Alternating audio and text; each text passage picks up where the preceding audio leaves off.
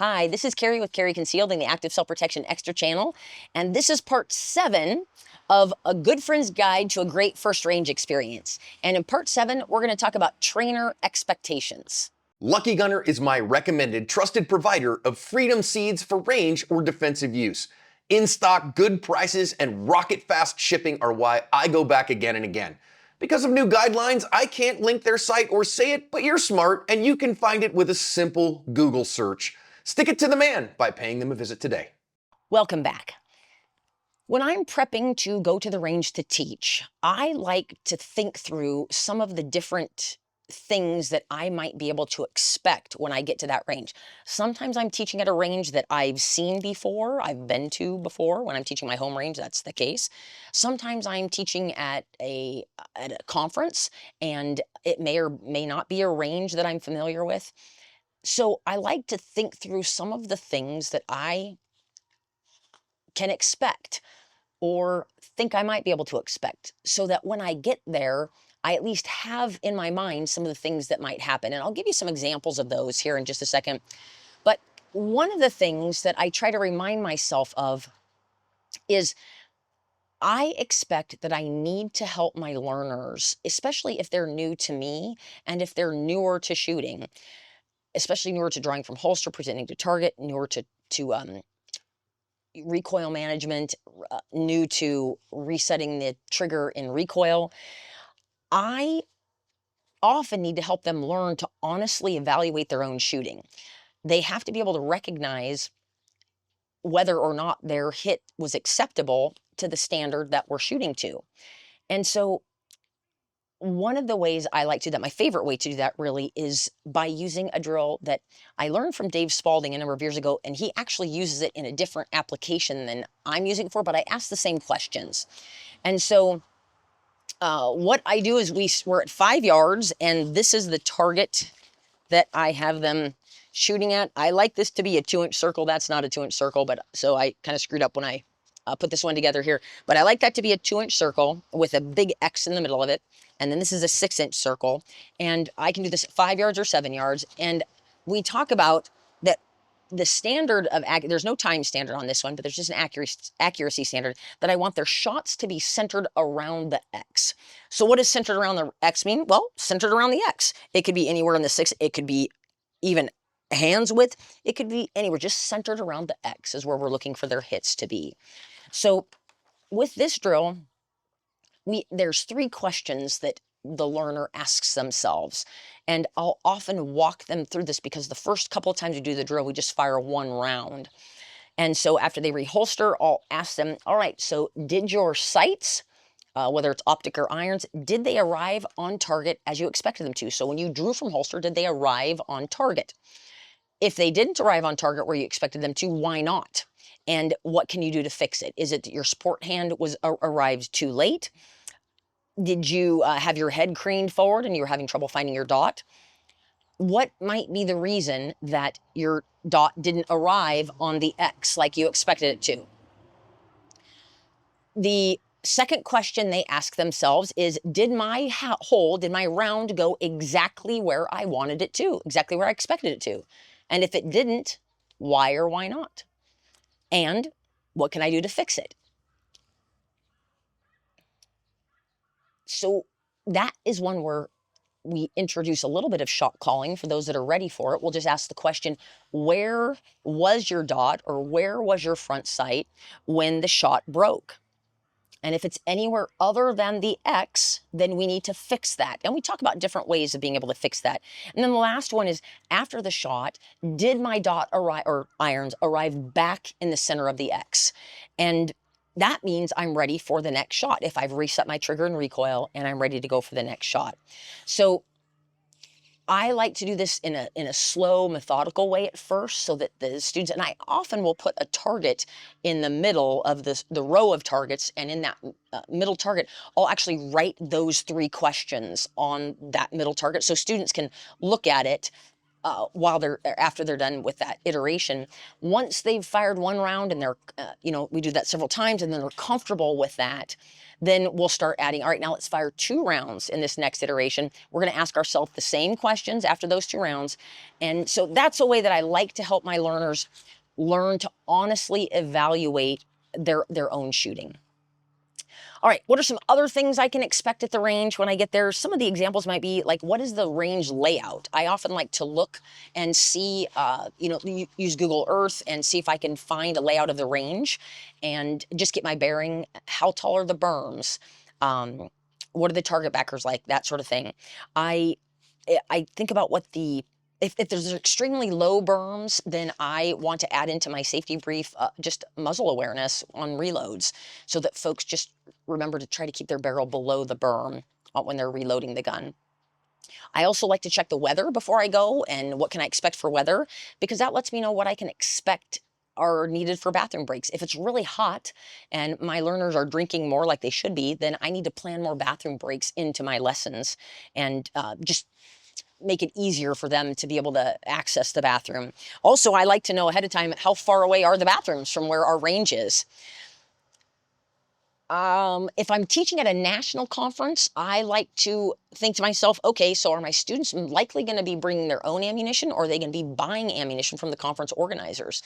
And one of the reasons why I like to think about that ahead of time is because during the pandemic, when ammo was at such a shortage, I won't say which ammunition manufacturer it was, and I won't say what national conference it was, but I had been teaching for a number of years by that point and had been present for hundreds of thousands of rounds that were fired, and I'd only ever seen one squib load on the range. And for those of you that don't know, a squib load is an underpowered round. So whether it's just the primer and no gunpowder in the cartridge, or maybe it's the primer and a little bit of gunpowder, but it's not enough gunpowder with enough oomph to have the pressure build up enough to get the bullet to actually exit the barrel. And so it gets stuck in the barrel, and then the next round comes in behind it, and if the person presses the trigger, then it can be catastrophic failure of the handgun.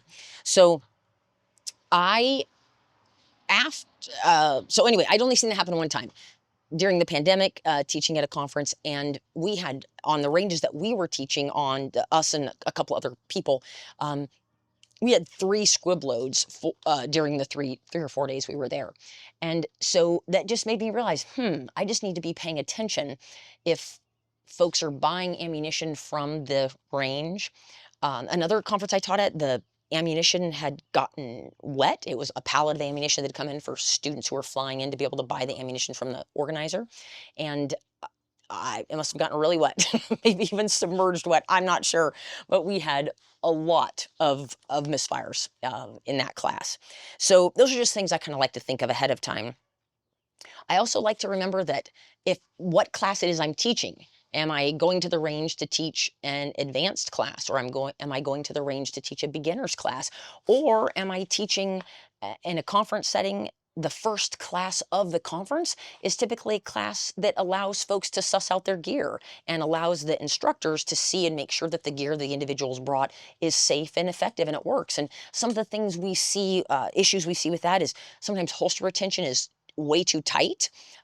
Sometimes there's some cover garment trouble or trouble with tucking in a shirt. Sometimes there's even just when I'm teaching my own classes, even though I ask ahead of time in a survey, ask the students when I'm teaching classes under my own name, I ask what gun they're bringing and what holster they'll be using and where they got their holster, what brand it is basically, and what their carry location is.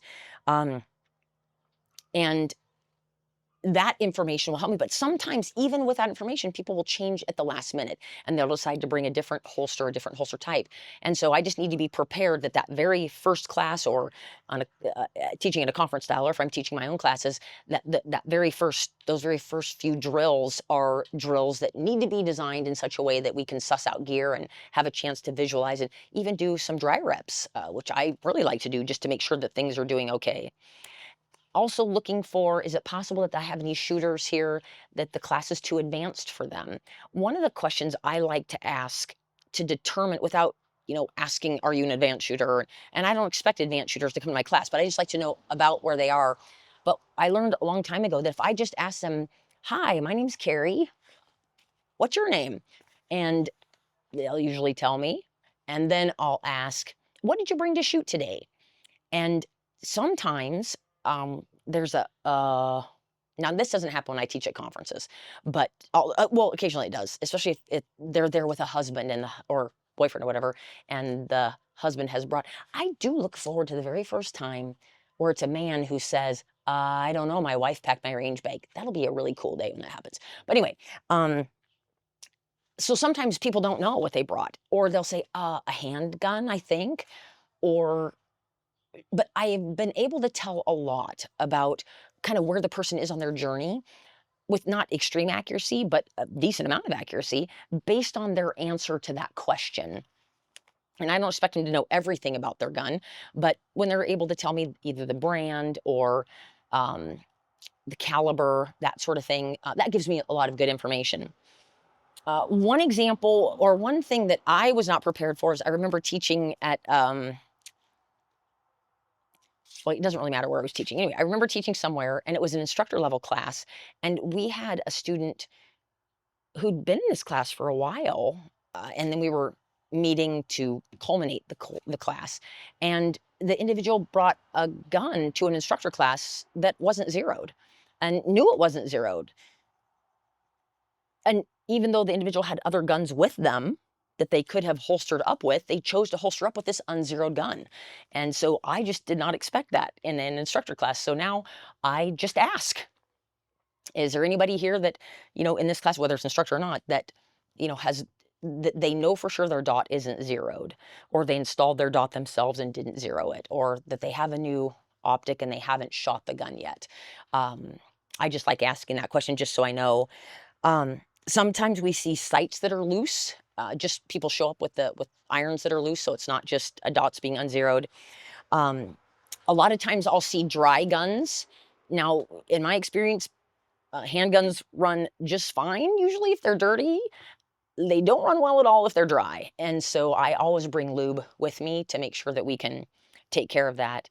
And then one of the things that I just share this with you, so those of you that had an experience like or haven't had this happen might be aware. So I always like to think of, what are the either whether it's malfunctions or gun handling errors or what have you that I might happen to see in that class. And this happened last year at the Guardian conference. We were our range, the range that we were working on, was right next to a range where they were shooting steel, and it was really loud because the ranges were very close together. And I had the night before kind of thought to myself, I bet if a squib load happened, I don't even know that I would catch it because I would have to be watching the gun, the entire time, or watching the shooter's hands the entire time that person is shooting in order to be able to catch it. And sometimes that is what I'm doing, but sometimes there's other things I need to be looking at as well, or my attention gets pulled away while that person is shooting. And it's hard to watch all 20 or 25 people watch all their hands at the same time. But I had kind of resigned myself to the fact that I probably would not catch a squib load if it happened. And there was a squib load on an individual drill. A person was shooting by them. No one else was shooting at that time. They were shooting on the clock, and we were timing them. And they had a squib load, and I absolutely did not catch it. Totally missed it. Thankfully, one of the other someone related to that person caught it right away, and we were able to stop, and everything was fine. But that taught me a good lesson that I need to not think that, okay, I'm not going to be able to notice that or hear that. I'm not going to notice that difference in sound between a squib load and a regular load. I just need to assume that I will, as long as I'm trying hard to hear it, I should be able to hear it. So one of the other things I like to think of is how would I pivot that class? This is the last thing. How would I pivot that class or the curriculum for that class if everyone in the class showed up and was way advanced for the coursework that I had planned? Or everyone in class or most everyone in class was not quite ready for that coursework. How would I pivot that class in either direction to accommodate both groups? And I just kind of enjoy those mental exercises a little bit. So those are some of the things I think of when I am planning ahead. So trainer expectations for a good friend's guide to a great first range experience. We look forward to seeing you next week.